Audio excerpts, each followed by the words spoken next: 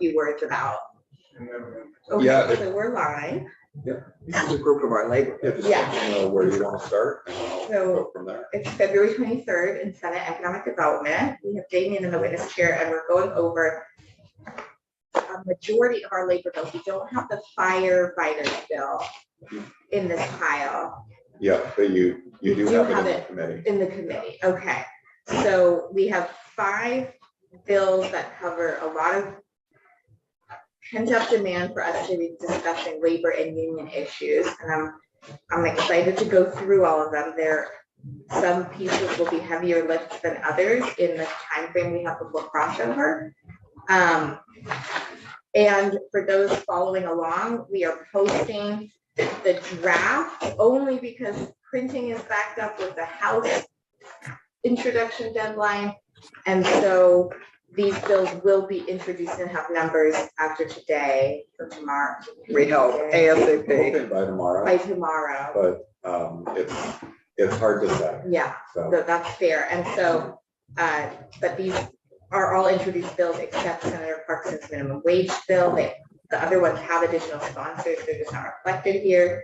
And I personally, stylistically tried to bucket them a little bit so the bill reflected a kind of umbrella topic of labor issues.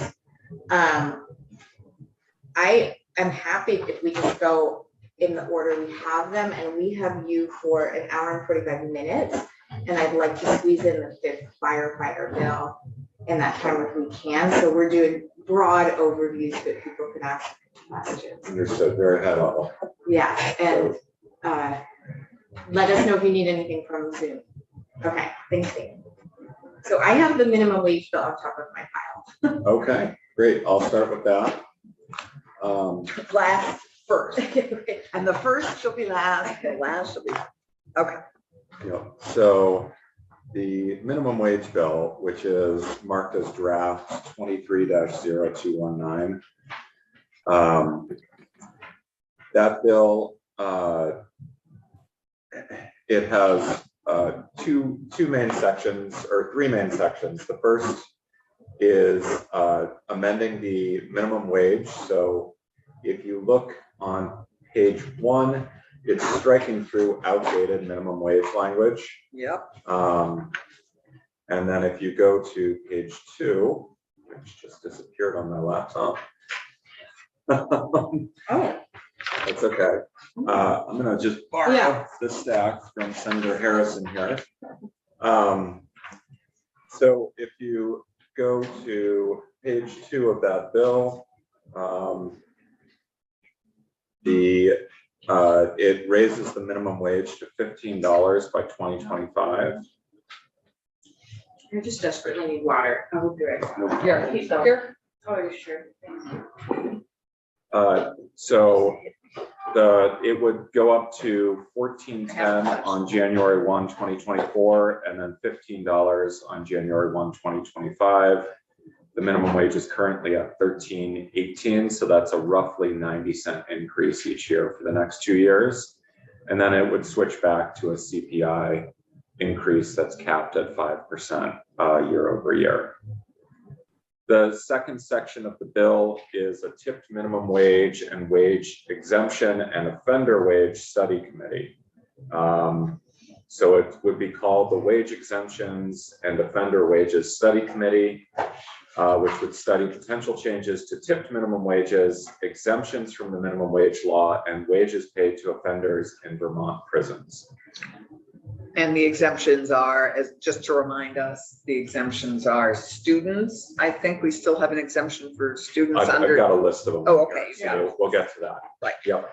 So it would be, the committee would be comprised of a member of the House, a member of the Senate, the Commissioner of Labor or designee, Commissioner of Children and Families or designee, and the Commissioner of Corrections or designee, plus a representative of the food service or hospitality industry, a representative of tipped workers, and a member representing offenders appointed by the Defender General. So offenders are, it's the statutory word for inmates in Vermont prisons, for folks who like me, don't spend a lot of time in the Judiciary Committee. The powers and duties of the committee would be to first look at the current status of tipped workers in Vermont, including their approximate number and geographic distribution, their economic welfare, including earnings, access to benefits, and the need for public assistance.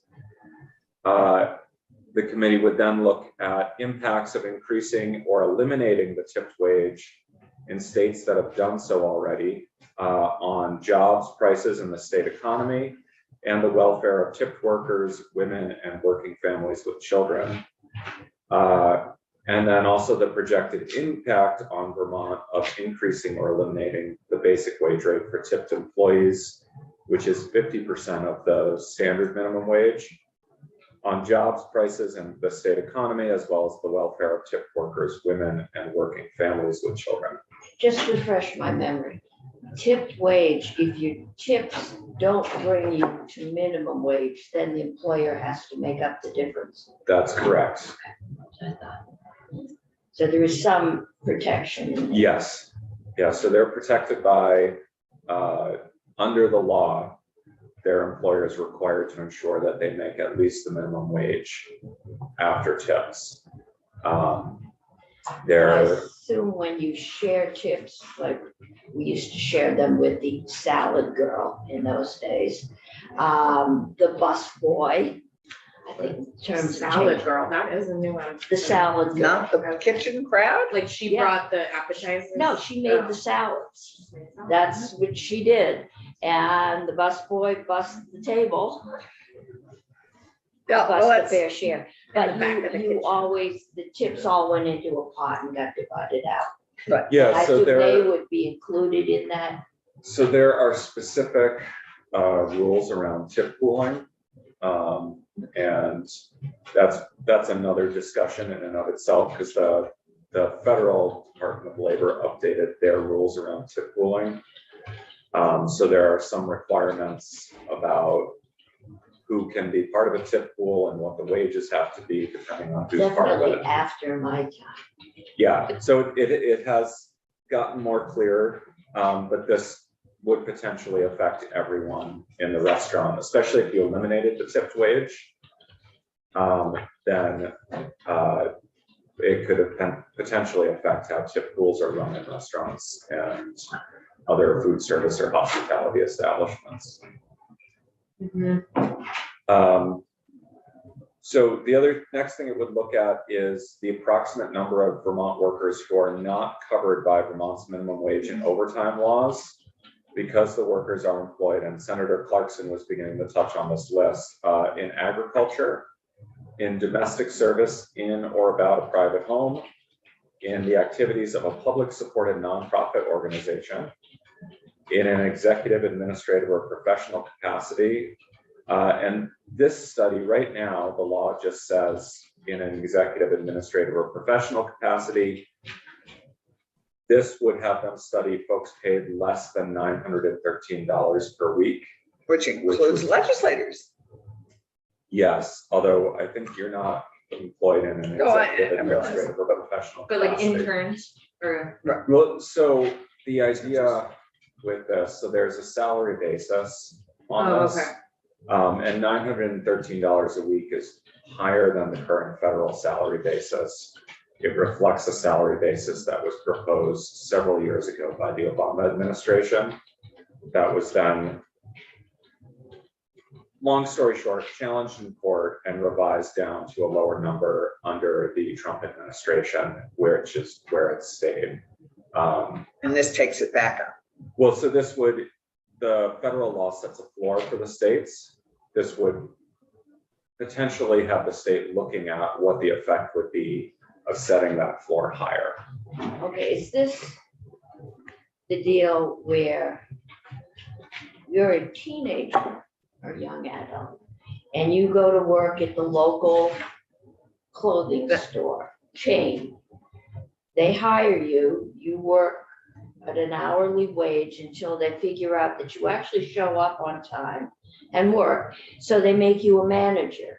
And then as a manager, you end up working 60 hours a week because you have to cover for everybody, only they're only paying you $500 a week. Would that, So what this does is it sort of that scenario, but it's preventing an employer from saying, well, you're not eligible for overtime if you're not making above a certain salary per week.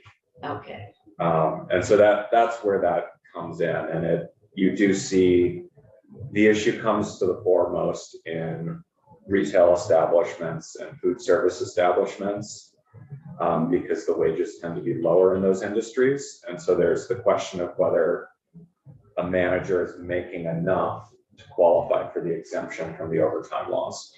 I'm sure they can work around it, but what happens is the manager, every time somebody doesn't show up, the manager has to fill it in. And yeah, in some industries, people frequently don't show up. Okay. So the next on the list is home deliveries of newspapers, taxi cab drivers, outside salespeople, and students working during the school year or regular vacation periods, which is worth noting, means the period from when school starts in August or September to when it ends in June. It doesn't cover the break between school years. So it's that period, regular vacations during that period.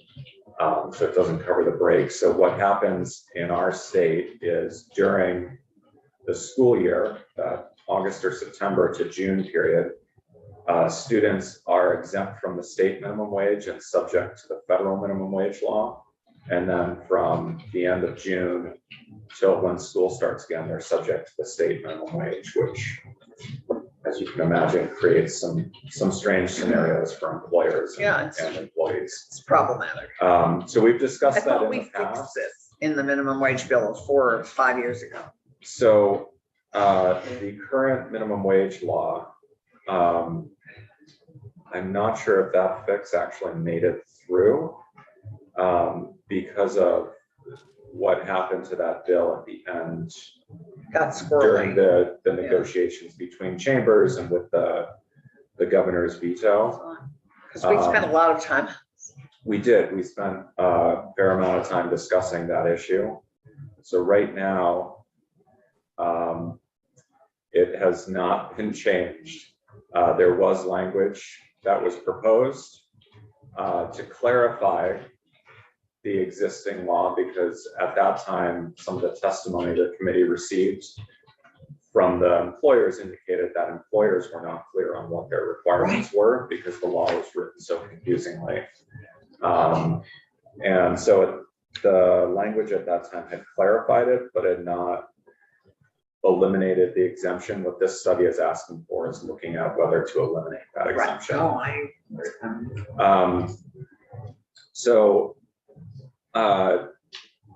And then it would then ask the study committee to look at what the impact is in states that require minimum wage to be paid to workers in those categories on jobs, prices, the state economy, the welfare of workers, and working families with children.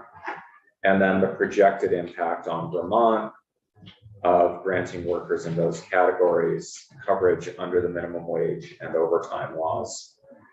And then the final subject for the study committee would be a look at the number of offenders working in facilities operated by the Department of Corrections or in programs that are operated by or in cooperation with the Department of Corrections, and the wage rates of those offenders, and the projected impact of increasing the wage rates of offenders working in facilities in Department of Corrections facilities or programs to at least the Vermont minimum wage on the welfare of the offenders and their families during the sentences and after completion of the sentences, recidivism rates, and the budget of the Department of Corrections. And then assistance is provided for by the Office of Legislative Operations, Leg Council, and Joint Fiscal for all of our respective purposes there. And then the report would be due on or before November 15th of this year to this committee and the Committee on Institutions, and then your House counterparts. Although with the Senate, I'm not sure if Institutions or Judiciary is the appropriate committee. So that would just be a question. I think institutions corrections in the House. Oh, you mean here? In Here the would be Senate. judiciary. Okay, so it probably needs to change to Judiciary. And then the first meeting would be called by the member from the Senate on or before September 15th. So that is a very short 2-month turnaround for the committee. You may want to consider looking at that. Committee would select a chair from its members. Committee would cease to exist on December 1. Standard per diems for committee members. And there is no appropriation right now, but that would need to be added if you keep the per diems. Yeah, having worked on the income-based education, just because of schedules, we didn't start until the end of September. Right. And we got really tight, Yeah, and we didn't die until January 1st. Yeah. So I know this sometimes is you a set it up pretty, for- yeah, Yeah. this is a pretty tight, heavy Especially split. if you want all Yeah. these different groups Yeah. considered. It's calling for 4 meetings within that period. which Yeah. is probably not enough. No. But So Yeah. it's, you know, so there's a couple of things in there, I mean, apart from the Right. policy questions. so the timeline, Ann, is dictated really by our drafting deadline for the second year. And our drafting deadline is the first week of Okay, then December, as I let recall. December 10th or something. Yeah, and your request deadline is earlier than that. So it's, Oh, yeah. drafting deadline is somewhere near between the 10th and 15th, I forget which. I thought the but draft, with the request. The and the request draft. deadline is, no, we've switched it. That is new. That switched last biennium because it prevents the requests coming in on the day of the drafting deadline. Which is what some of us did. So let's keep it super high level because we Yeah. have 5 of these Yeah. bills and Yep, Yep. You good. gotta explain that time. are people, you know, do people have big picture questions or like major concerns? I will just say we passed the $15 minimum wage bill last biennium It was- through the Senate. And it was taken out in conference committee. It was taken out in Conference which Committee. is too bad. You people might remember Senator Sorokin saying, you know, to my recollection, and probably Senator Clarkson and Senator Frost too, nobody asked to testify opposing that change. So we left it on the wall for about a month and heard no opposition. I think even now people are saying everyone's making more than $15, so why do this? Well, there are some people who aren't, they're not coming forward. The people who pay them less than $15 aren't coming forward. So I'd be inclined to move this one before crossover. Yes, I would too. We've done a lot of work on this and we can make a lot of that testimony available to our new members. But the other thing is, you know, the thing that always bothers me is this is still not the livable wage. So if my ideal bill would be to have this at the livable wage. But it's not. The plus of doing it is that it resets the floor. That's the major plus of getting this done, is it resets the floor sooner so that the growth in wages beginning in 25 would be, you know, beginning in 26 would be more substantial. Yeah, Right. I don't know what the percentage increases are off the top of my head, but presumably this would. I believe Joyce's charts show us that this resets it so people would be benefiting from the cost of Yeah, living increase. I would defer to Joyce on Yeah, any of that. Senator Brock. I would just want to make sure that we did not rely solely on old testimony or old issues.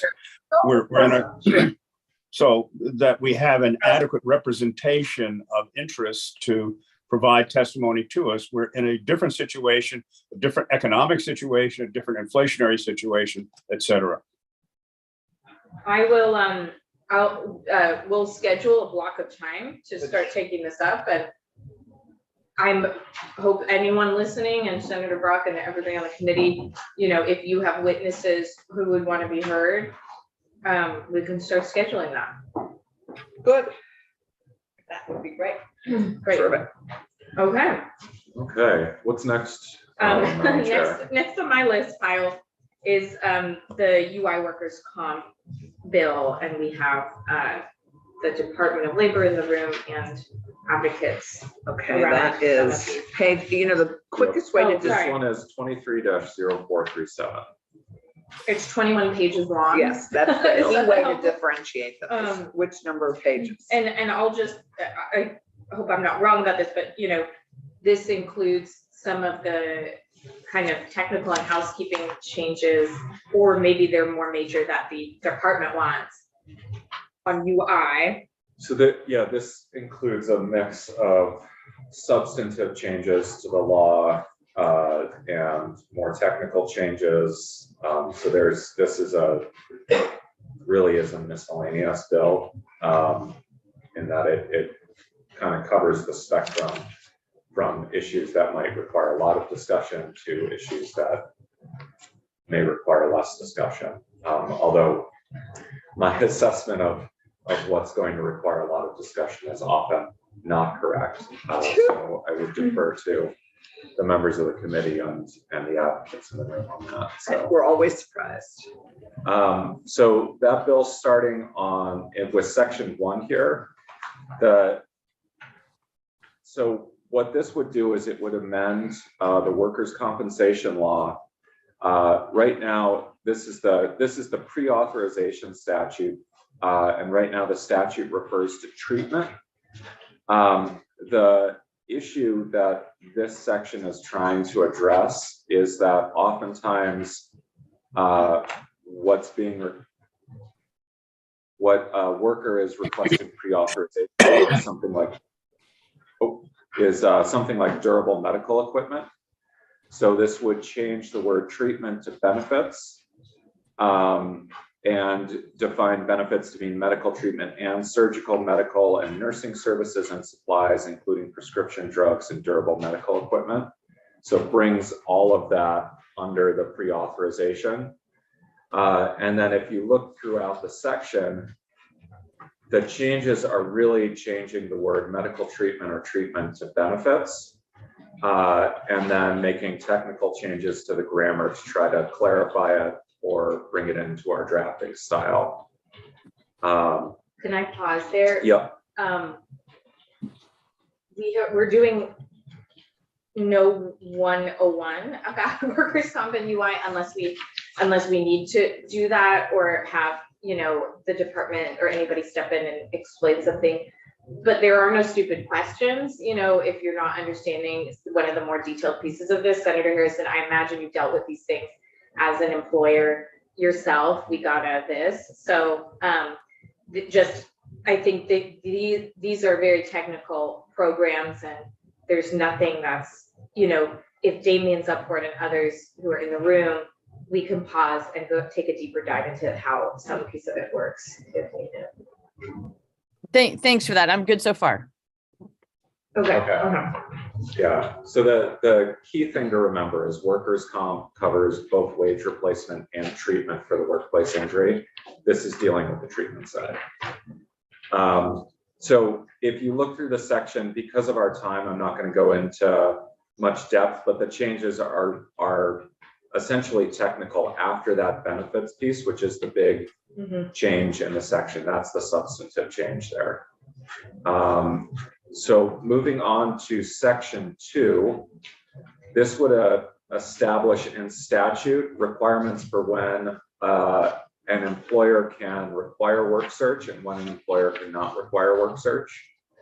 So it would provide that an employer may require an employee receiving temporary disability benefits to engage in a good faith search for suitable work if the injured employee is medically released to return to work, either with or without limitations. The employer has provided the injured employee with written notification that they are medically released to return to work. The notification describes any applicable limitations, and the employer cannot offer the injured employee work that the employee is medically released to do. So very important thing, the employee is medically released. They know they're medically released and have notice of what their limitations are. and the employer is unable to offer them light duty or something like that, that would meet their medical limitations. However, the flip side of this is it says an injured employee shall not be required to engage in a good faith search for suitable work if the employee is already employed or has been referred for or is scheduled to undergo one or more surgical procedures. So these are two instances where work search doesn't make sense because the employee is already employed or is scheduled to undergo a procedure and so would then be unable to work. So that's what the bill or this section is trying to set out. The advocates can speak to the reasoning behind it and whether it makes sense if you decide to move forward with the bill. And then it sets the number of work searches per week at 3 in subsection C on line 11 of page 5 there. So that is intended to provide clarity at what the maximum number of work searches per week are. Right now, the statute doesn't address that. Section 3 addresses temporary partial disability benefits. So just to remind the committee, we have 4 subcategories of disability benefits in workers' comp. There's temporary partial disability, which means you're able to work, but not to your full pre-injury capacity. Temporary total disability, which means you're temporarily unable to work.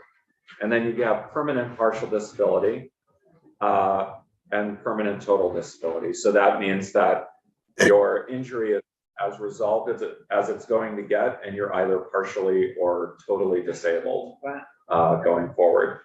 This deals with temporary partial disability, and it requires the compensation to be equal to the difference between the wage the injured employee earns during the period of disability and the amount they would be eligible to receive if they were totally disabled, including any applicable cost of living adjustments or dependency benefits.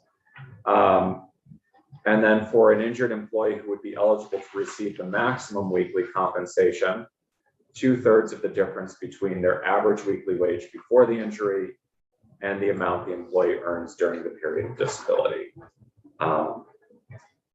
So the standard workers' comp is 2/3 of your pre-injury average weekly wage. And so this reflects that minus what they're able to earn during the disability. Subdivision 2 on page 6, middle of the page, provides for annual cost of living adjustment on July 1 after 26 weeks of benefits have been received. So if you get injured on June 15th, you don't get a cost of living adjustment on that July 1, you have to wait a full year, assuming you're still on temporary disability benefits. But if you're injured in, say, November, the next July 1, you get a COLA. Yeah, I'll ask later, but there is no maximum time frame. Temporary, is temporary defined? I mean, yeah, I mean, temporary could be a month, temporary could be. It's driven by the injury. So your temporary disability could be 2 weeks, it could be 2 years as you go through surgeries and other recovery to get back to. But it's defined by the injury. Right, the injury drives workers' So the comp doctors, benefits. so who sets that? Somebody Yeah, so you needs have 10 doctors that weeks are evaluating the injury, determining the percentage disability. And this is in concert with the employer and the employer's workers' comp insurer. As you can imagine, this is often an area where there is some, we'll say, discussion between the two parties as to what the percentage of disability is, whether the individual is ready to return to work, whether they're able to do partial work, etc. So this, my guess is, yes, subject to much negotiation and discussion. And workers' comp injuries have a very long tail. So if the injury is re-aggravated in the future, you can refer back. It's re-aggravated at work. Yeah, so if you re-injure your back at work and it was previously injured at work, you can be involved with the same injury for quite a long period of time. What if I it's would- an injury that you got at work, but that it is exacerbated, not at work? I That's mean, a good question. I would recommend, if you decide to move Yeah. forward on this, to bring People will in. want to talk Right. about. No, I just- yeah, Yeah. I would recommend bringing in some of the folks who are experts, because I can almost promise you that I'm going to say something that's not quite right. no, you're. And they'll correct me later, and I'd rather you just get the correct Right. information Right. on how that works from folks who are actually working with the injured workers and the insurance companies on a daily basis. Thank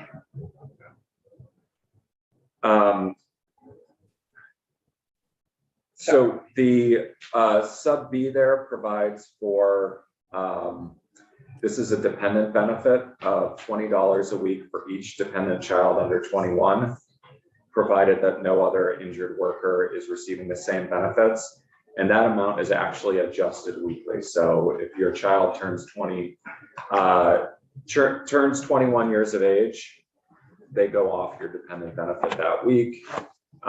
If for some reason they're no longer your dependent, someone else's, that gets adjusted, et cetera. So, and then going on to page 7,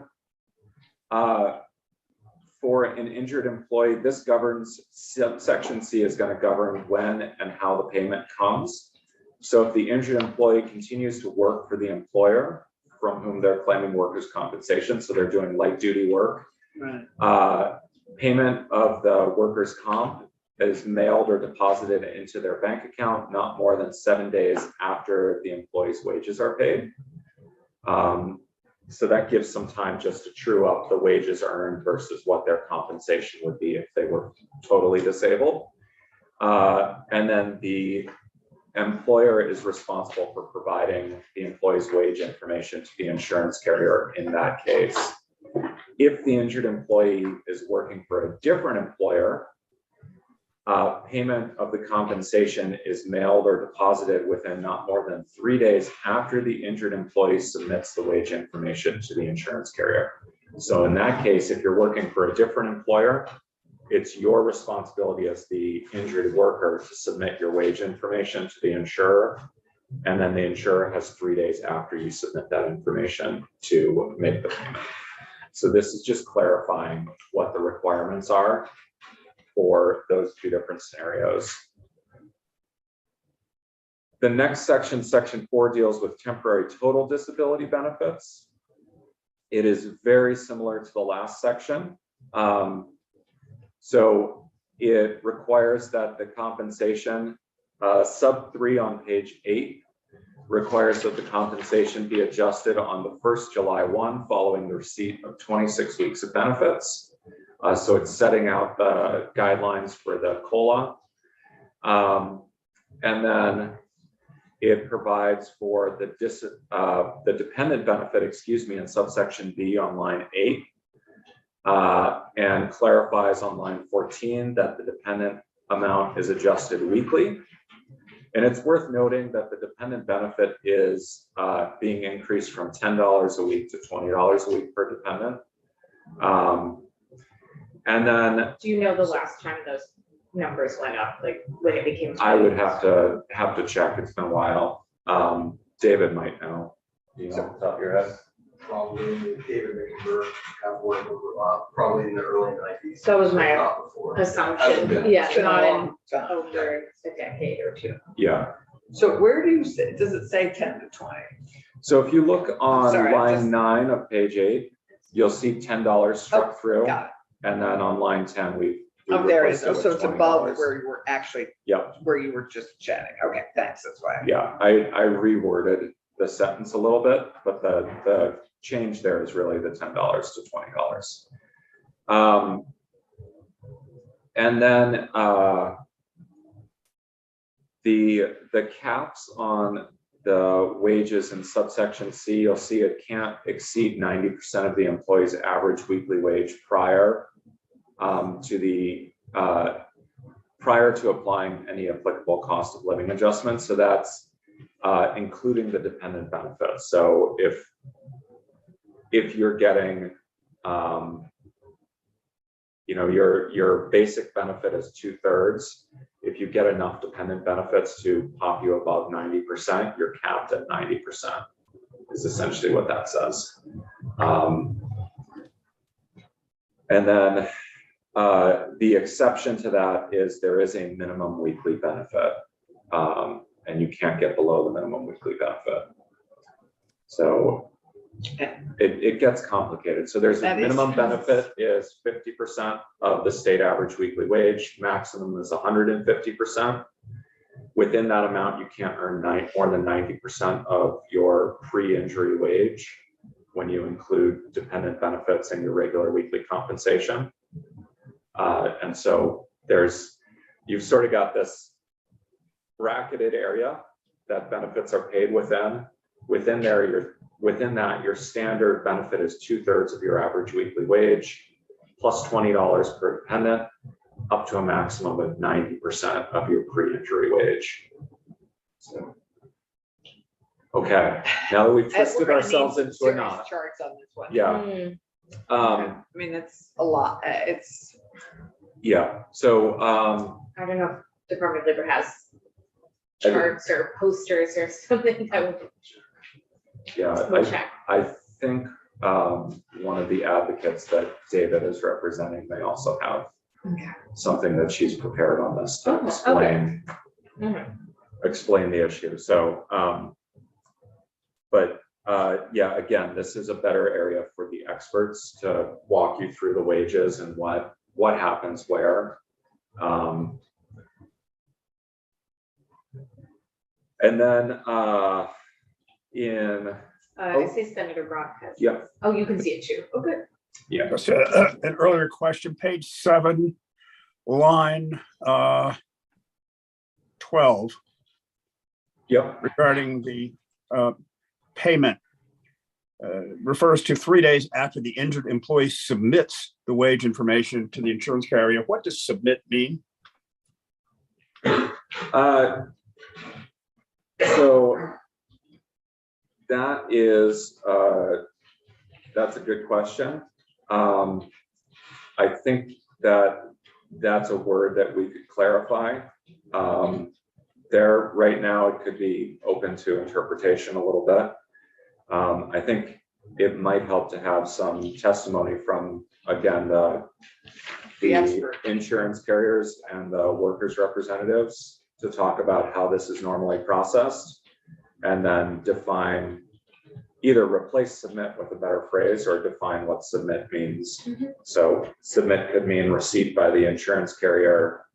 It could mean the date of mailing. If it's the date of mailing, that would be a pretty quick turnaround time for the carrier. So I think that could be It just needs more precision.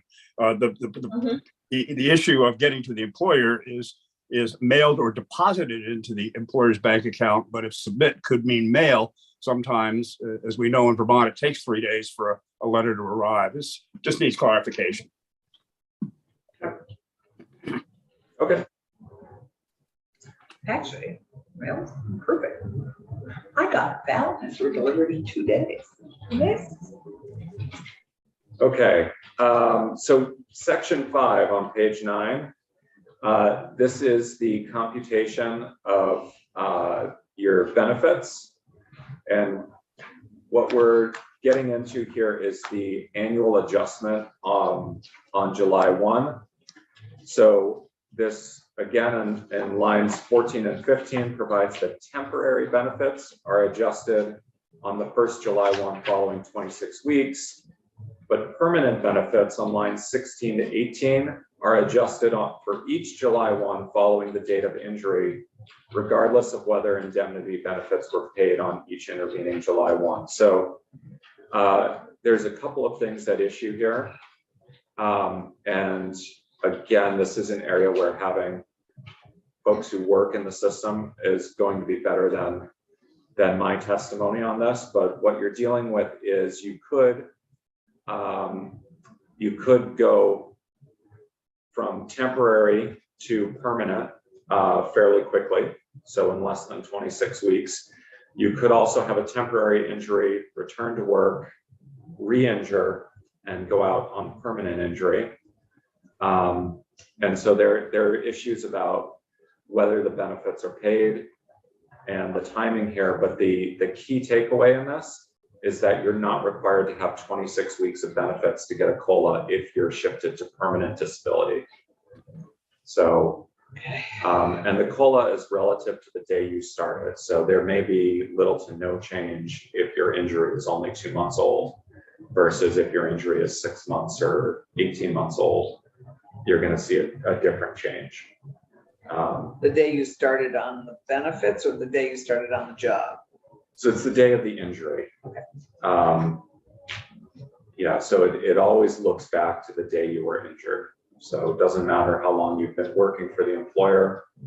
If you were injured on April 1 of 2022, that's the date you're referring to determine your COLA going through. And then each year it's annually adjusted up to maintain the same relationship to the state average weekly wage as you had on the date of injury.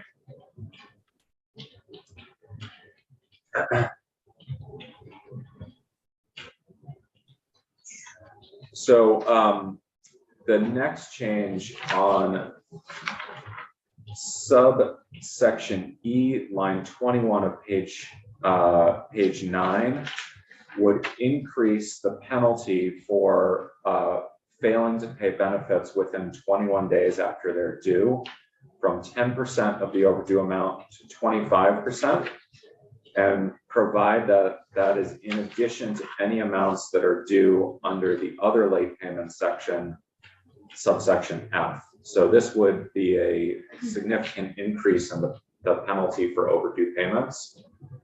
And then subdivisions 2, 3, and 4 there, I just numbered them separately to try to break out the different concepts that were in one very long paragraph. So there's no substantive change there. That's just numbering to try to break out the concepts. Subsection F, starting on page 10, I've broken it out into subparagraphs again. The substantive changes start on page 11 on line 9. So currently, the penalty for a payment that is late is a fee equal to $10 or 5%, whichever is greater, 5% of the benefit. This would provide that that's for the first late payment. The second late payment, it would be 10%. The third late payment, it would be 15%. And the fourth late payment and any subsequent late payments would be 20%. So this is, again, creating a substantial increase in penalties for late payments, and it's a gradual increase. So first one is $10 or 5%. Second is $10 or 10%. Third is $10 or 15%. Fourth is likely 20% because that's likely to be greater than $10 at that point. And then subdivision 3, there are no substantive changes. That's just a new number. Questions before I move on? It's a lot. Yeah, No questions about like what it does, but yes. Well, any questions on Yeah. how it impacts everyone. The impact and reasons to do this and what isn't happening that should, and how people. There are There are people lots of- listening who will want to Yeah, answer no, that no, question. that's so right. you We're can looking say it forward out loud. We're looking forward to hearing, and So section 678 governs costs, and this is starting on page 12. This governs costs and attorney's fees when a claimant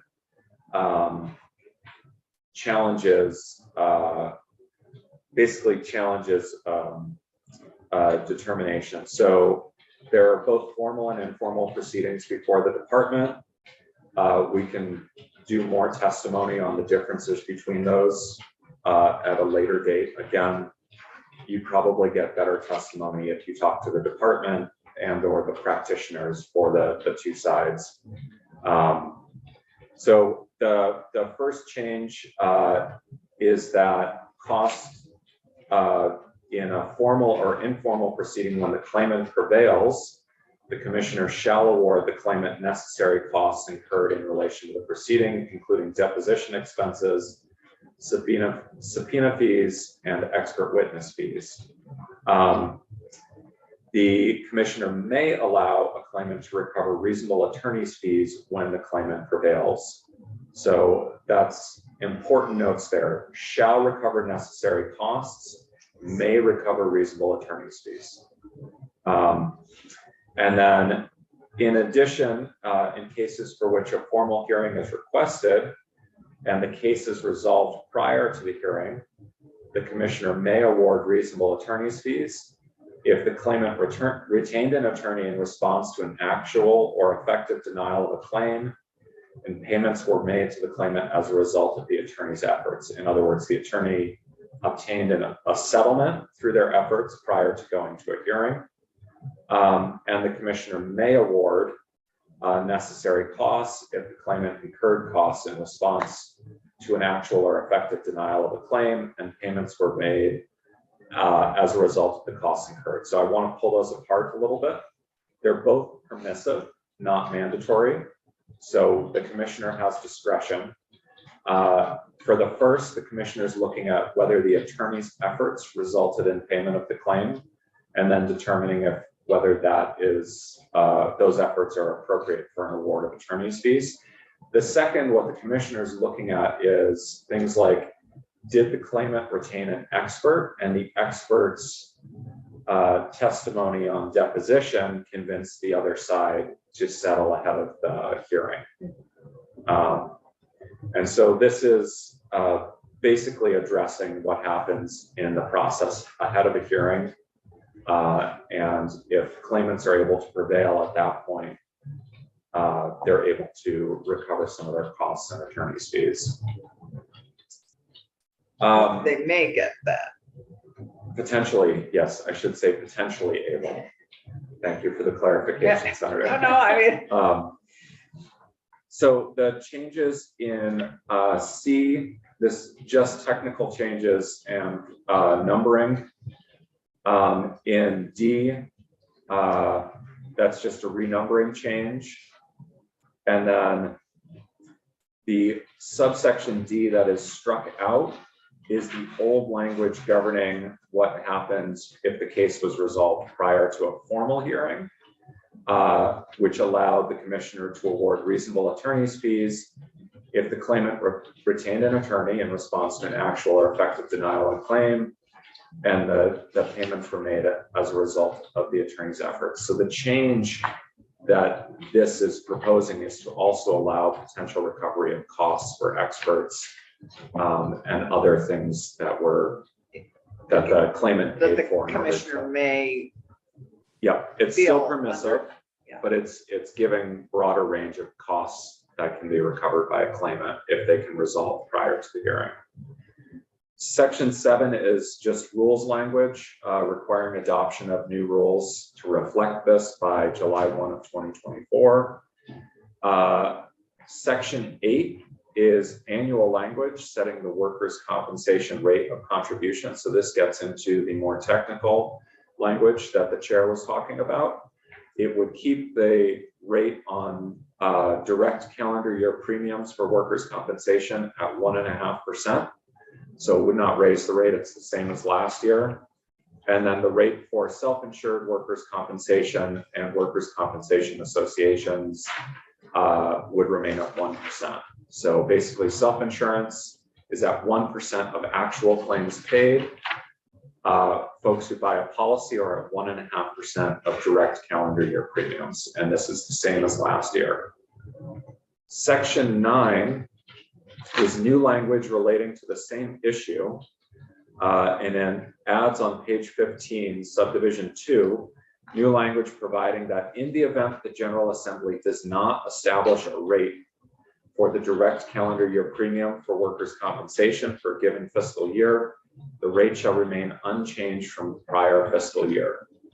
It's worth noting that even though we mention the self-insured rate every year, we're not required to set that rate by statute every year.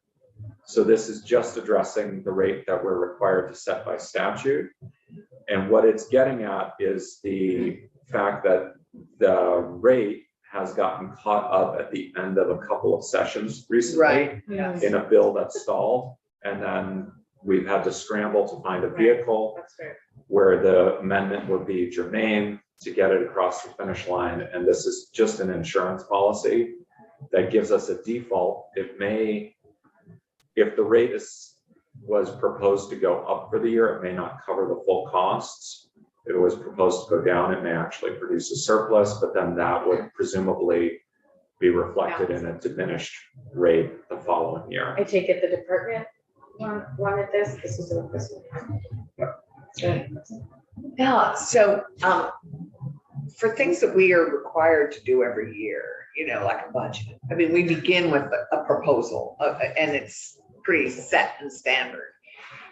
It's easy when things are not set and standard to have them slip like that, because we don't have a requirement that for crossover, let's say, for crossover, House Commerce, which has the insurance ability to start the money bills, I mean, the house, so this would, forgive my sort of thinking simplistically, this would require the House Commerce, let's say, to take up a rate proposal And and an increase for that year and make sure it gets over before crossover. And the House, they that sort of what's took the going rate on here? proposal up yesterday, and it's, yeah. And this is And what that gets happens to you each before year, by is it, No, it'll come after cross. I mean, that's what yeah, I mean. it comes over with the money bills at some point. And it does happen each year like that. The difficulty that we've encountered in recent years is because it'll get lumped in a bill with something that's controversial.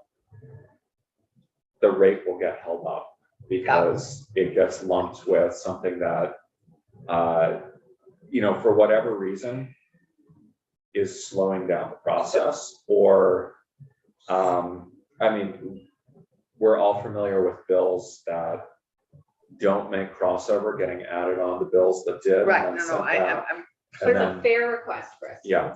So that's essentially what this is trying to get at. is to And have a separate bill that just deals with No. this. no, this is basically saying that if the General Assembly cannot get a new rate across the line, we're okaying that it defaults back to the existing rate Okay, and got it. stays there. It's not, well, it also might, as we take this up, think about requiring its own bill, Well, so so that it wouldn't be.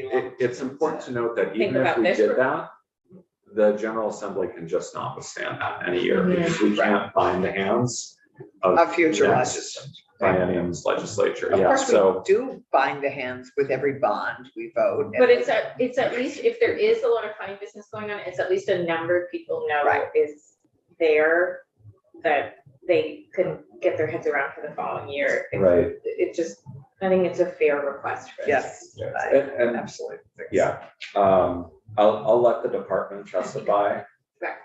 to it. So I can just explain the background. I don't want to Yeah, advocate one way or the Yes. other or say anything that might be construed as that. And who, yeah, I Um, think we can move. remind us who sets the rate? So the rate is proposed by Yeah. the department The department. based on the projected administrative costs for the coming year and minus any balance left in the funds. And they determine that by looking at the projected direct calendar year premiums. And then ultimately that goes through both chambers where questions are asked about why did you set it here? What's included in these administrative costs? You know, in some years, there's been a surplus being built up for certain expenses that are anticipated. And so there's been a lot of discussion in committees about Right, whether that's appropriate and so forth. Yeah. we're all coming back. It's a lot of technical stuff, but I think we need to like do a little broader of a brush Okay. to get. So 643A, This one is a very confusing section. The simple way to boil it down is in 2014, we enacted legislation that was a pilot to create a 14-day period for where claimants, if their workers' comp benefits were being discontinued, could pause the discontinuance so that they had time to put together evidence to contest it if they disagreed with it. That has been extended once, and now it's being proposed to be made permanent. Because of the complications with the language being, when it's sunset, being immediately replaced, so the whole section was repealed and a new section was enacted. The gymnastics to fix that would have been pretty substantial. So the easiest way to do it was simply to amend the new language that's enacted to take effect on July 1, 2023. So what's going to happen is the existing language is going to be repealed at midnight on July 1, 2023. And this new language, which is identical to the existing language, is going to be enacted on July 1, 2023. So this is no change in existing law. It just continues the pilot program that we've had for the last 8 years or 7 years, excuse me, and makes it permanent. Now, I just want to refresh my memory. When I was on this committee before, workers' comp insurance, or was it unemployment, went to finance, which ended my tenure at NCOIL, because I no longer was on an insurance committee. That's a good question. I can't We set remember. I the think it rate was, every year. right, this is, yeah, so I think what happened at that time was unemployment insurance, and then the rate setting for workers' comp went over to finance. Okay, but the workers' comp yeah. stayed here. Right. Yes, because we've done. But yeah, So the- we don't and like then- what you did, we just don't fund it. Okay. Right, and then That's why a we few have to years put the whole ago, thing together. unemployment essentially moved back here.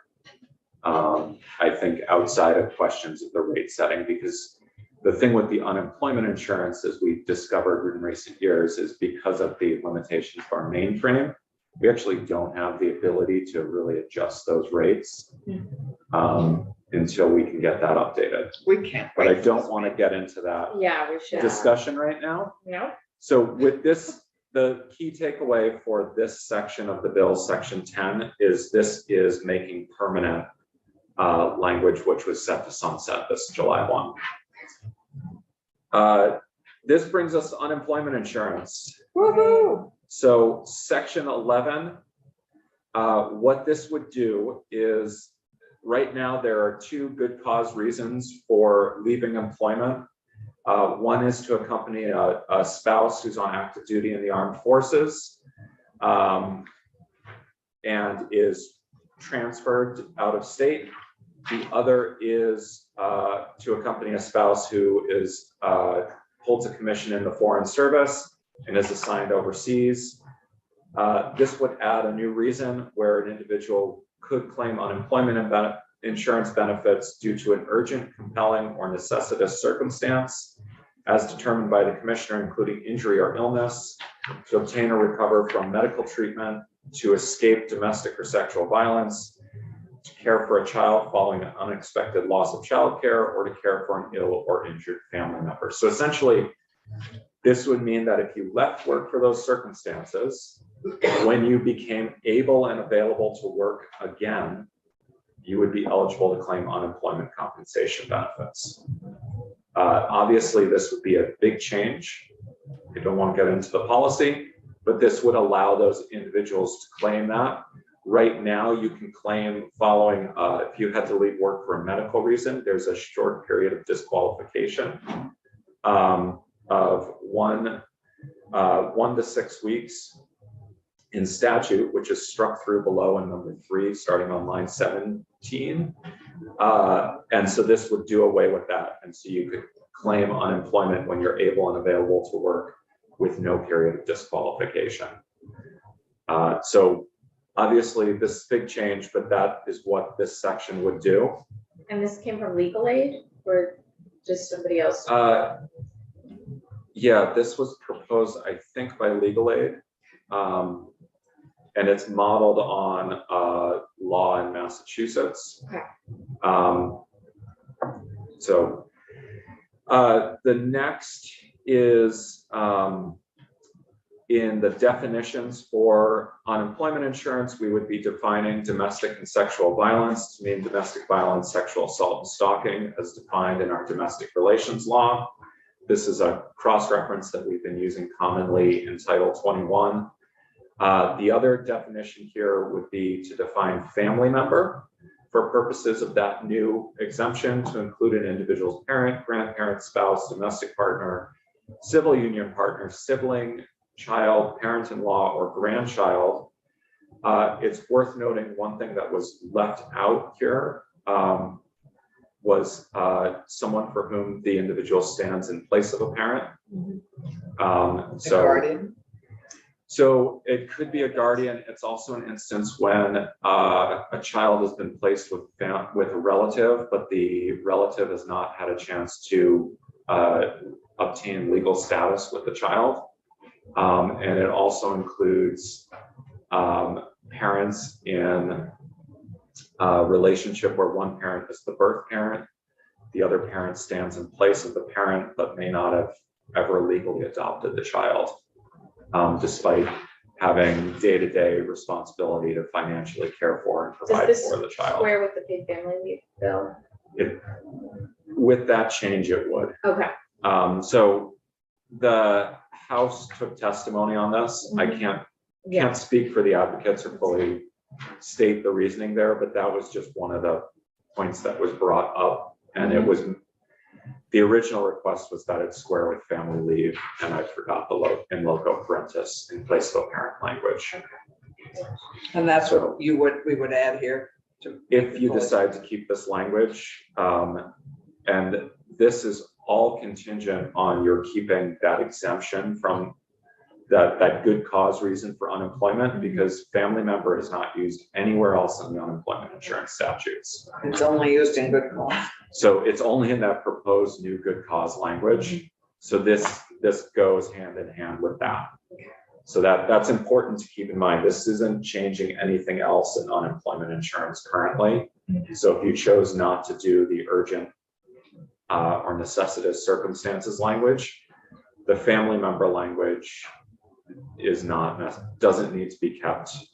You could potentially consider language around what a child is, but that's just worth noting. Great. Yep, trying to keep moving.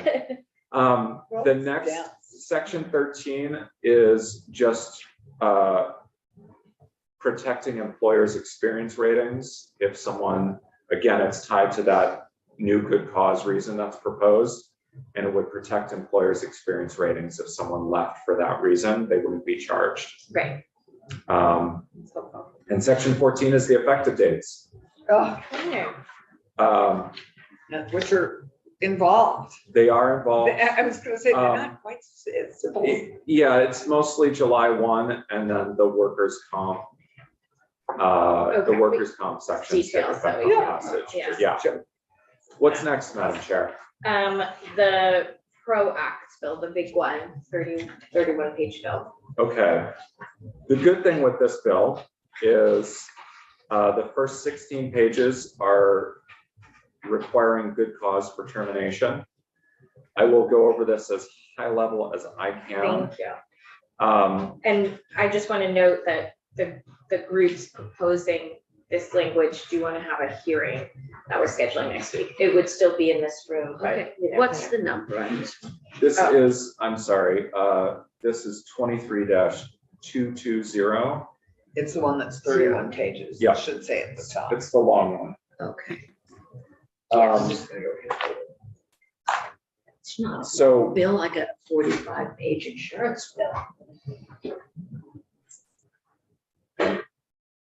this is probably less complicated than the insurance bill. But it's still, these would be some big changes here. So just a tiny bit of background. Currently, Vermont is what's known as an at-will employment state. We are one of 49 states that are at-will employment states. That means that What's that? Who isn't? Montana. Montana, Montana is a good cause employment state. that's really interesting. There is a long and involved history of that. I'm If you have an sure. hour, I'd be happy to talk to you about it. The gist in Vermont is currently in Vermont, an employer can terminate an employee for any reason at any time, provided the employee does not have rights under a contract, including a collective bargaining agreement or an employment contract, or the termination isn't prohibited by public policy, which is basically our laws. So for example, you can't fire someone because they belong to a protected class under our discrimination laws. Likewise, you can't fire someone for if they've blown the whistle for a violation of an employment law and they're protected by a retaliation provision in that law. So there are a variety of protections in law. This would increase them and require certain things of employers.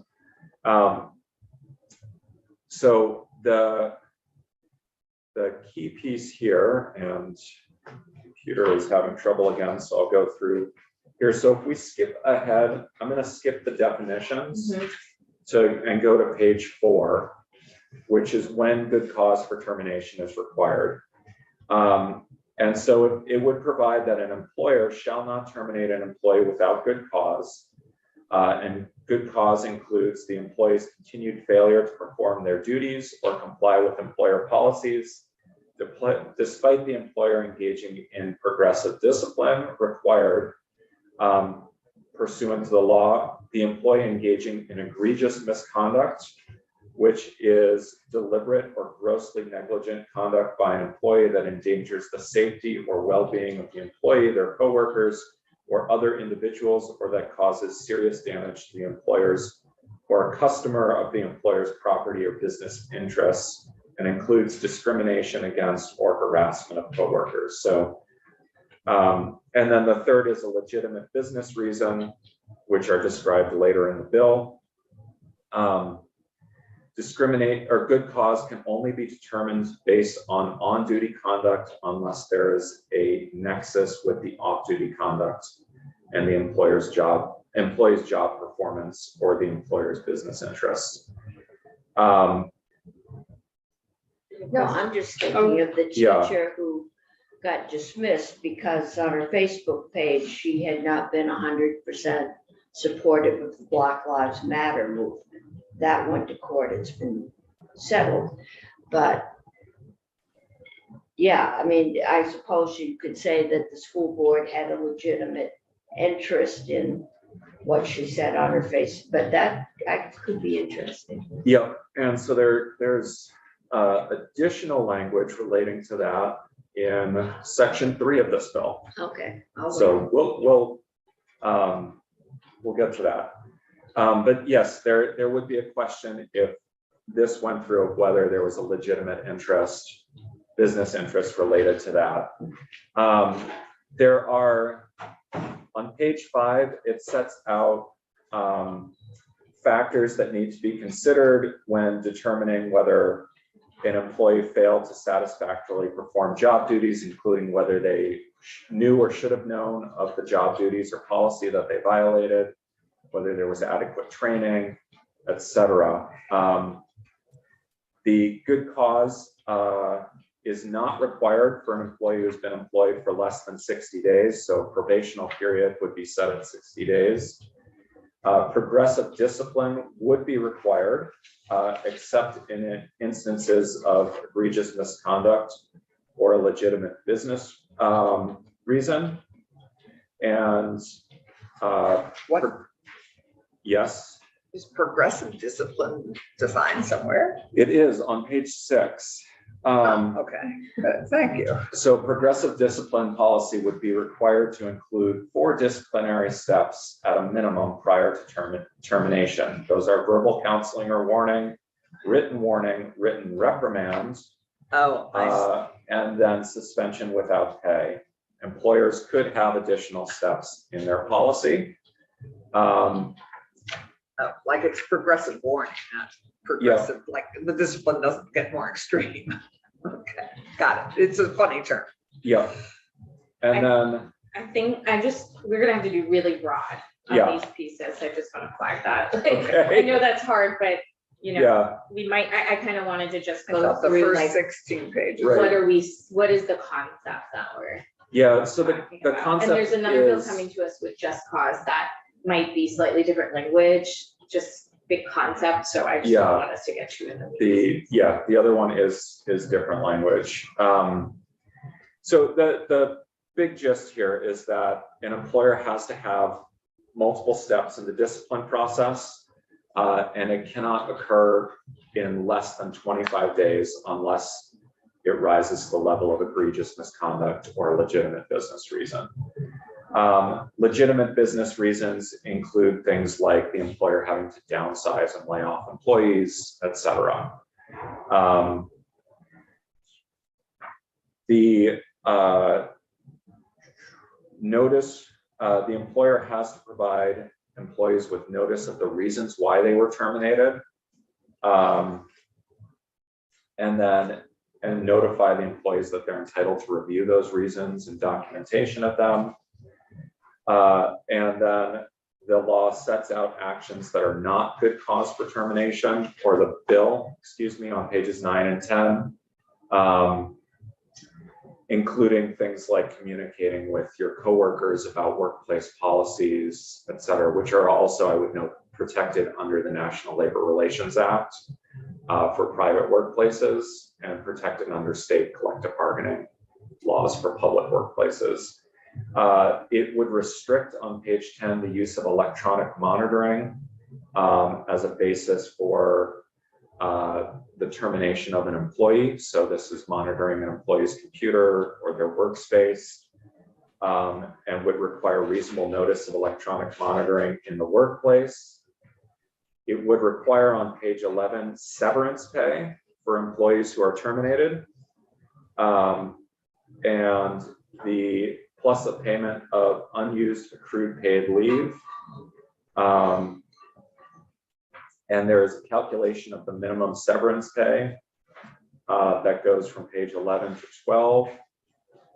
It would set out requirements for employee leasing companies and temporary help I companies. still think like, Okay, I think we should just move on to the next section. all right. Like, if we're gonna So- have to decide in a very broad sense if we wanna do this Yeah. one, but we have a lot Sure. of other things to do. Okay. I didn't wanna give the committee a break, and you have to go Yeah. at 11, so. Okay. So skipping to page 19. This would make adjustments to the unlawful employment practices. Most of the changes on 19 and 20 are technical. The one substantive change is in the middle of page 20, which is just a cross-reference to the good cause requirements in section 1. The other change, oh, that's it. And then, so section 3, this would protect employees from discharge or discipline for the exercise of their First Amendment rights and their free speech rights under the Vermont Constitution, unless the exercise substantially or materially interfered with the employee's job performance or working relationship with their employer. It would protect employees from discipline or discharge for refusing to attend employer-sponsored meetings whose primary purpose is to communicate the employer's opinion about a political or religious issue, and the employee's refusal to listen or view speech or communications whose primary purpose is communicating the employer's position on a political or religious issue. It does not affect communications regarding the employee's job duties or that are required by state or federal law. It also doesn't affect communications at an educational institution about educational topics, casual conversations between employees and manager. And it also, there's an exemption for religious organizations that are communicating about religious matters, because obviously that's part of being a religious organization. And the pro tem cares a lot about this section. Section, One section, the whole The captive section audience 3. piece, yeah. so section 4 would allow agricultural laborers and domestic workers in Vermont who are not working in interstate commerce. Well, actually, no, it would allow agricultural and domestic workers, period, in Vermont, excuse me, they're excluded from the National Labor Relations Act. It would give agricultural workers and domestic workers collective bargaining rights. So it would include them under the State Labor Relations Act. And then sections 5, 6, 7, 8, and 9 all provide for what are commonly known as hard check elections in the various collective bargaining statutes. So in other words, if you can get a majority of the workers in a bargaining unit to sign up for the union before an election as part of the petition, the union can be certified without an election. And that brings us to the discrimination bill. Do you want to take a break or just keep going? You've got me for 40 more minutes. Yeah, So should we take a 10-minute break, committee? I'm happy to take whatever you want. Yeah, either way. Let's keep going then. okay. So we're gonna do the 16 pager, Yep, this is number 10110, 16 pages. So section 1 of this bill would do two things. One, it would add the words harass or to the discrimination provisions for employment, to clarify that workplace harassment is covered as discrimination, defines harassment later. The second, the change in subdivision 4 is technical. The change on page 3 would add race, national origin, and disability to the equal pay protections under our employment discrimination law. It's worth noting that I believe that paying a different wage would fall under regular discrimination, but this is specifically calling out those categories as prohibited discrimination. On page 4, subsection I would prohibit what are commonly known as do not darken my door agreements. Basically, there are provisions within a settlement of an employment discrimination claim that prohibit the employee from working for that employer or any subsidiary, parent, or affiliate of the employer in the future. Subsection J. Yep, and just to clarify, I thought we did that. I thought It didn't make it at the end. it didn't make it to the finish line. Yeah. it's so hard to keep. Yeah, so, I- yeah, the subsection J and K relate to, they would essentially remove right now for harassment to be unlawful under the discrimination laws. An employee has to show that it's either severe or pervasive. This would eliminate the severe or pervasive standard and basically make discrimination unlawful if it's discrimination, period, without having a requirement that it be severe or pervasive. Obviously, we could spend probably an hour discussing the ins and outs of this, but just going to touch on that. And the Human Rights Commission would be the ones who want to speak to why they feel this is important. Section 2 amends the definitions for the employment discrimination laws. It adds the words written, auditory, or visual for sexual harassment, just to clarify that, add clarity to verbal or physical. There's been some confusion about whether physical includes the physical act of writing or handing objects to a person rather than physical touching. The other piece is it would provide sexual harassment need not be severe or pervasive.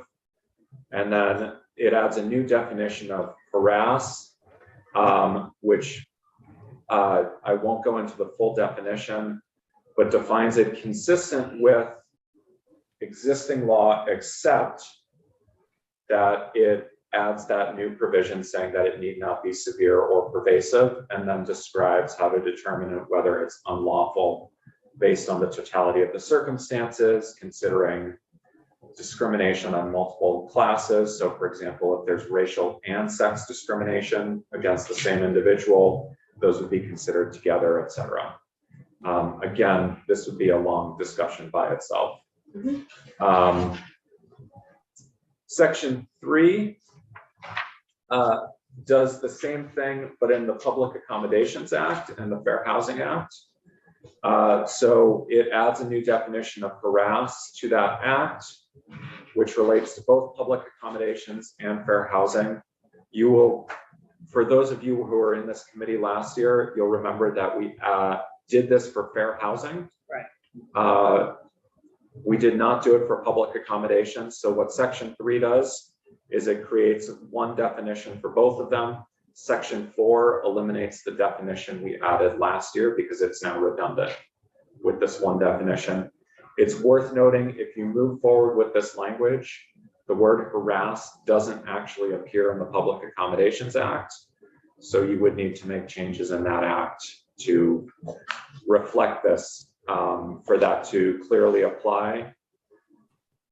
And there is an exception provided that the provisions in that definition would not apply to cases brought from under the education law, which has its own standards that were enacted a couple years ago and would require a trip to the education committee to evaluate potential changes to. So this is focused on things that are in this committee's jurisdiction. Section 4, like I said, is just deleting language that would become redundant. Section 5 would prohibit agreements not to compete except in a few instances. And it's essentially when an individual is a key employee, and a key employee is defined as someone who's essentially an exempt employee earning above a certain wage. So highly compensated executive, administrative, or professional employees. And then the agreement has to be in relation to a promotion or a substantial change in job responsibilities that comes with additional pay, or at the commencement of employment, and it has to provide for time for the employee to review. The employer is required to provide compensation for the review if the employee wants to retain an attorney. So this is a fairly substantial change. It also includes exceptions for trade secrets, the sale of a business, and non-solicitation agreements. So again, this is a fairly lengthy discussion, but that is the high level. And I was listening to this whole issue on the radio, and when I reached out to Damien, but he used language from a bill that has been introduced a couple times in the House, it sounds like. Yeah, so this is based on an old bill in the House, which had a lot of testimony and ultimately didn't move forward, but there could be additional testimony. It's also worth noting that at the federal level, the Federal Trade Commission, I believe, is currently working on a rule that would prohibit non-compete agreements in a number of situations. So it's an evolving issue right now. Right. And then Section 6 is just education and outreach and this is tied to the good cause termination language. If you didn't move forward with that, you could delete that section. The good cause language in the other bill. No, and it's, oh, wait, I'm sorry. It is in the other bill, I think. Oh, It was a lot, so, but I just wanted to make sure. what did we, or- So just means we have to I- fix all these bills. yeah, this, I think this can just be deleted. Okay. Oh, no, it's the non-compete. It's the non-compete. I thought it might be the So non-compete. I'm Okay. sorry, That's okay. That's okay. my bills are running together in my You head know here. what? I'm gonna keep it separate anyway. So yeah, this is education and outreach for non-compete. So if that didn't move forward, you could take out this section. Okay, but I And the do rest like is this effective dates. education. I think this is. Okay. And you still wanted to do the firefighters, right? Yeah, So that is S73. it's, everyone has it now. Well, so it's on your desks and it's on Email him over. email website. It's also, it's on the website, Yeah. because it's got a number. That's right. So this relates to workers' compensation. It's a much smaller bill than the other ones. So it would just amend the definitions for workers' compensation. The heart of the bill is found starting at the very bottom of page 2. And currently under our law, we have a presumption that a firefighter has certain types of cancer. Develop that cancer as a result of their work. And they have to complete cancer screening before becoming a firefighter.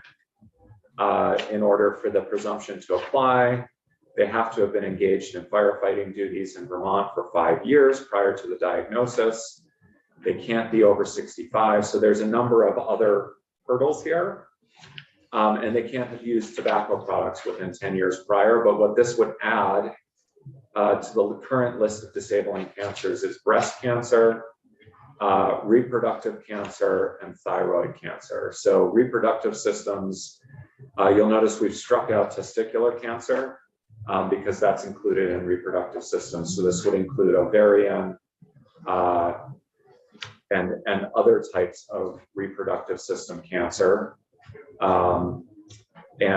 And add those to the current existing list of cancers. So it's just broadening the types of cancers. The other thing is that it is adding a recommendation that fire departments provide annual cancer screenings to their firefighters. That's a recommendation, that's not a requirement. I'm gonna go out on a limb and say we could probably do this one pretty quickly. That's gonna go to health and welfare, isn't it? It Are we going to take, might not, I mean, It's a, well, I mean, there is the link. Just, somebody needs to hear testimony on the data, that there is a link. yeah, I'm not saying we like rush it, but I don't know if anyone has major concerns. I don't know what kind of opposition. No, if there's you a, could there's have. a link, there's Yeah. no concern, is Right. that somebody needs. So I Where did imagine, these come from? yeah, I can check with the Pro Tem's office and Yeah. Senator Bruce introduced this, but I imagine the firefighters would be happy to come in and Oh, I'm speak to sure. this and we could get a medical. I think you need Okay. some kind of a medical. And I'm pretty sure Senator Lyons, because I know we. We could did- tell, when I I'll tell was- her we're We looking did at this it. when I was on health and welfare. Oh, interesting. We did others, not this I one. see. but And this we is, did this others. is eligibility for workers' comp, so it's still our issue, but we can make sure Senator Lyons Yeah, is those, well versed in what we're doing. I'm sure she'll be supportive, I guess. I am Senator too, Carson. In drafting this, Damien, do you know if currently firefighters need to do a cancer screening before they become, is it part of their so currently, in order to qualify for this presumption, they have to do that cancer screening. I get that, don't but do we know- know if it's currently I don't required? know. I have a firefighter's son and I don't know that he was required to have. Yeah, I cancer don't, screening. I don't know that. I think that would be something you might want to You hear want to on. add to this? There is a House bill on this as well. Okay. That takes a slightly different approach Oh, from Representative Beck. That would allow for, it allows for screenings outside of, it allows for screenings while they're a firefighter. Yeah, because that, I think that it would be, anyway, going forward. when that you would be say great, 'cause we have allows some for young screening. firefighters. Yeah. So it allows for firefighters to be entitled to the presumption if they get a screening while they're a firefighter and it Yeah. comes up clean. And then a subsequent screening later on Oh, I after they see. stop being a firefiter. Okay. shows cancer. So if they didn't do one before they became a firefighter, it's not like, that's it, now you Right. don't have the opportunity again. I think it might be, what you're pretty much saying is you have to get a screening because having this job, there's a pretty good chance you're gonna come down with cancer, which might not help our Yeah, volunteer firefighting.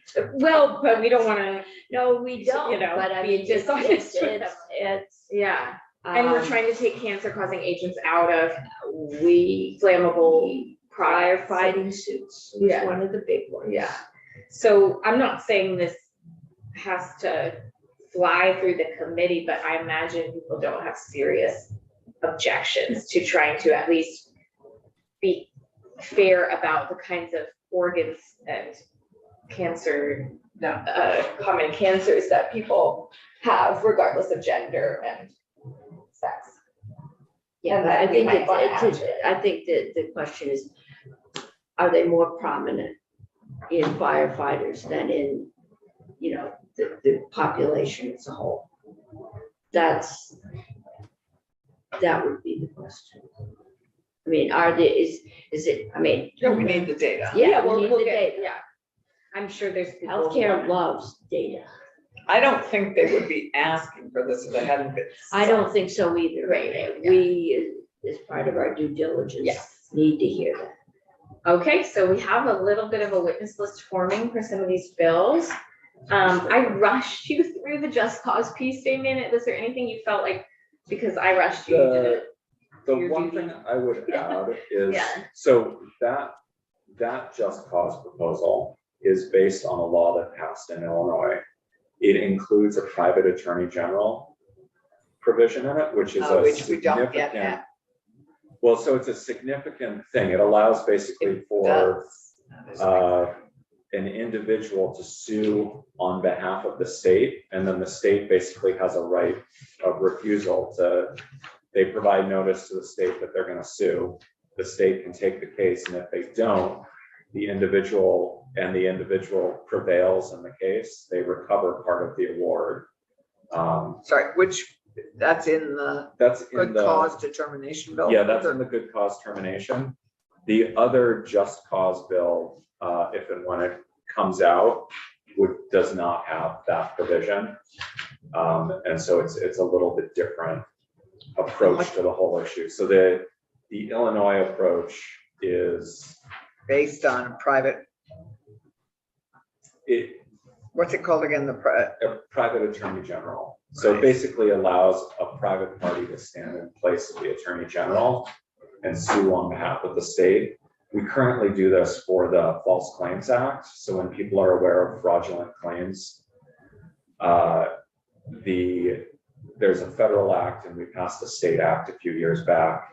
Individuals are allowed to sue on behalf of the state if the state doesn't take it. If the state does take it and they prevail based on the whistleblowing of that individual, the individual still gets some compensation. It's to encourage people to come forward and report wrongdoing against the state in those cases. In this case, it would be encouraging claims for termination where there's no good cause, and encouraging people to come forward and report those claims. So there have been a variety of proposals around the country on this, but that would be a very significant thing that I just wanted to point out. Yeah. Any other big questions about these issues? Or comments? I don't know, Senator Covey, if you want to say something? No, they're just big. They're big. just big, Yeah. There's a lot to go through. I think you're right. The firefighter and the minimum wage, I think we could get, I'm loath to, and I would love to discuss the action in the House at the same time, because it would be, Duplication. I don't, of the other major labor bills here, because we have 3 other labor bills that Yeah. are pretty substantial. So I do have an understanding with House General Yeah, so that where we're are we doing with, it. yeah, Yeah. because if we, I mean, I think you're right. I think we could get these 2 bills out pretty quickly. Right. These may take more time, but which are priorities for us to get out before crossover, and who's doing what? Is the House doing any of it? right, So we have a break at some point and then committee discussion for half an hour, so we Oh, can I'm sorry. No, I just want to flag that. I wanted to leave time for people to say, this feels, we will take some testimony, probably on all of them, because we just have witnesses, the basic witnesses want to be here. And then we can say this feels like a 2-year issue, this feels too massive before crossover. Yeah. So before we have that internal conversation, I think I'd love to hear from the advocates as to the reasons why or why not on those other bills. Yeah, I just, And well, then have our discussion. sure, but we can just, we have committee discussion, or we can just honestly take a longer break, because we did a big bill yesterday. Yeah, So, we can take, you know. I'm happy to take, you're proposing taking a break, Dan? yeah, I just wanted, you mentioned with the House, one thing that's worth noting is House Commerce is set to potentially vote out age 55, right? That's my next stop. okay. Which is what? Which is the workers' compensation technical issues. So It's just a couple pieces of our. a couple pieces. It's not a It's not. bigger, Section is that workers' 270? comp technical is 270. Oh, I'm sorry, 55 is the UI. Oh, my fault. Sorry, I can't. easy my to bill's get them. ready. So, okay, that's. So 55 is UI technical issues. 217, they've started taking testimony on workers' comp technical issues. So that's not set to be voted out, but they're also So, working on that. So you might wanna Ostensibly, and we talk have to- commerce meeting, so we could hold our bill and On those two things, we can then add them. after cross. Okay, so that's Right. helpful. So you might want to talk to the chair about what Yep. he sees moving before I think that's crossover. meeting today. That So- that Is meeting it? today, Yeah, if they didn't cancel for. thank you Well, guys. Stephanie's out. I went upstairs to check in with Susan Redmore, I'm talking to Andrew, public. I think we should keep it.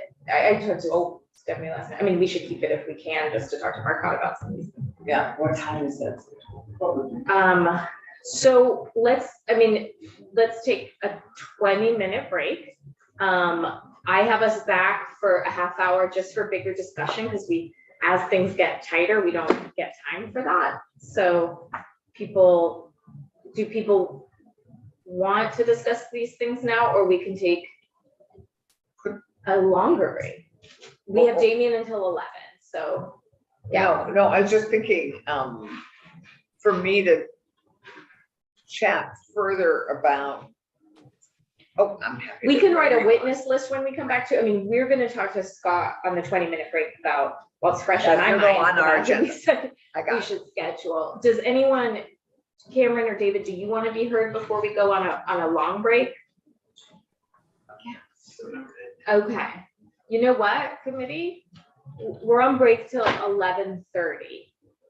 If you have witnesses, you want to be heard on any of these things, please let me know, but you all are at home, take a break. And at 11:30, we're gonna get a preview on some of our vice issues from Tucker. Like tobacco, sports betting.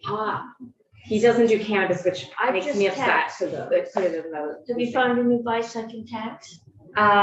Sports betting. Sports betting, the house is sending us sports betting. So- Cannabis? We'll see everybody back.